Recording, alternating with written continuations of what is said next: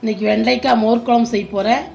அது 1/4 கிலோ வெண்டைக்காய் எடுத்து இப்படி பெருசு பெருசாக கட் பண்ணி வச்சுக்கோங்க.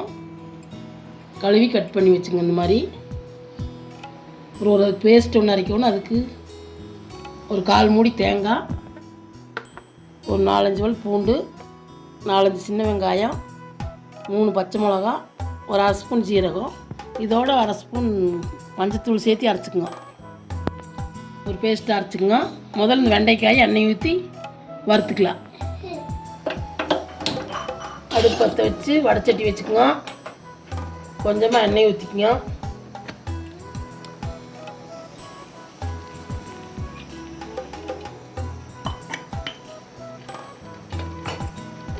வெண்டைக்காய் போட்டு வதக்கலாம். கொஞ்சமாக உப்பு சேர்த்துக்கலாம். வெங்காயத்துக்கு தேவையான உப்பு போட்டு நல்லா ட்ரையாக வதக்கலாம்.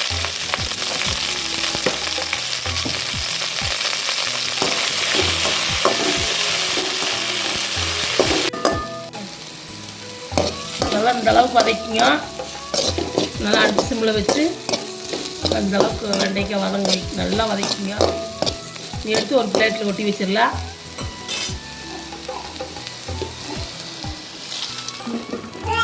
கொட்டி வச்சுட்டு நீ அந்த பேஸ்ட் அரைச்சிக்கலாம். பார்த்தீங்கன்னா பேஸ்ட் அரைச்சாச்சு. எல்லாம் போட்டு நீ 1 கப் தயிர் எடுத்துக்கோங்க. அதில் அரைச்ச பேஸ்ட் போட்டு நல்லா கலக்கிக்கலாம். தயிருக்குள்ளே அந்த பேஸ்ட் ஊற்றிக்கலாம். நல்லா விஸ்க் வச்சு நல்லா கலக்கிங்க.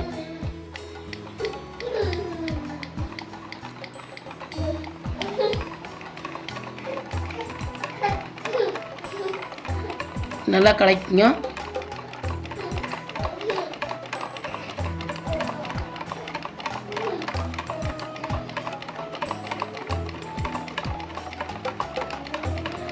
இந்த அளவுக்கு கலக்கலாம். இது ஒரு பக்கம் வச்சுட்டு தாளிச்சிக்கலாம். வடைச்சட்டி வச்சுக்கோங்க. எண்ணெய் ஊற்றிக்கோங்க.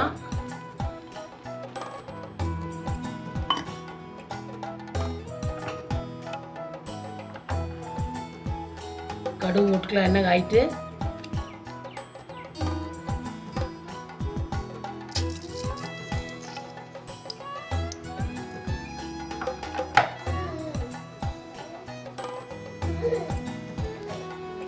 கொஞ்சம் அதோட சீரகம் போட்டுக்கலாம். ஒரு 1/2 ஸ்பூன் சீரகம் போட்டுக்கலாம்.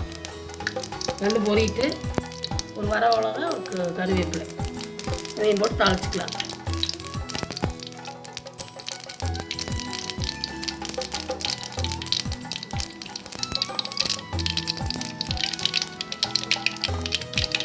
கருவேப்பிலை வரமிளகாயும் போட்டுக்கலாம்.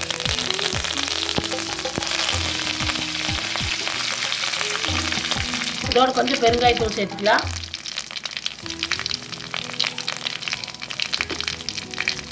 அதே வேவிச்சு வச்ச வெண்டைக்காய் போட்டுக்கலாம்.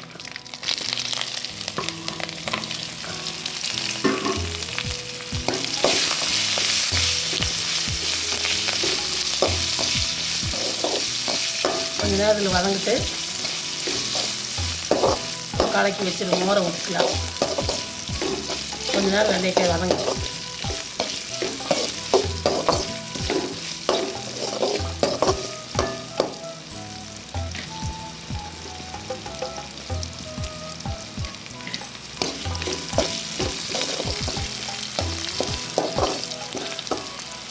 இந்த அளவுக்கு வெண்டைக்காய் இதில் போட்டு கொஞ்சம் வதக்கிங்க. நீ அடுப்பு ஆஃப் பண்ணிவிட்டு மோர் ஊற்றிக்கலாம். அப்படியே ஊற்றக்கூடாது. ஆஃப் பண்ணிட்டு ஊற்றிட்டு மறுபடியும் பற்ற வச்சுக்கலாம்.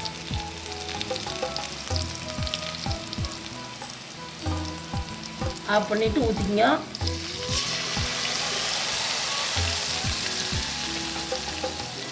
கொஞ்சம் தேவையான அளவு தண்ணி ஊற்றிக்கலாம்.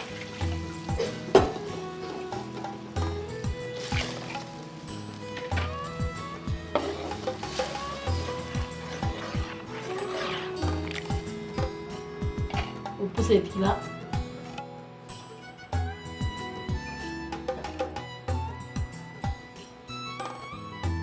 தேவையான உப்பு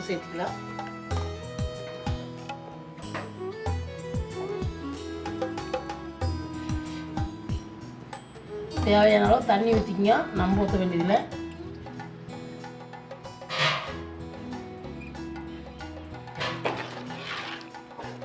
அடுப்பு பற்ற வச்சுக்கலாம்.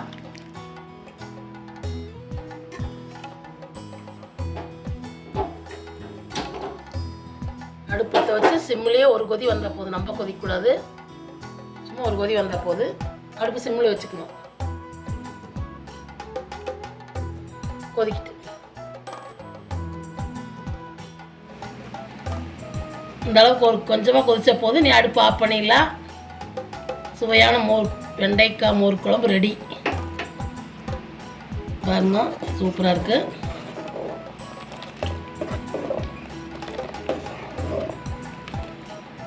இந்த மாதிரி நீங்களும் செஞ்சு பாருங்க. வெயிலுக்கு இதமான மோர் குழம்பு செஞ்சு பார்த்துட்டு வீடியோ பிடிச்சிருந்தா லைக் பண்ணுங்கள், ஷேர் பண்ணுங்கள், சப்ஸ்கிரைப் பண்ணுங்கள்.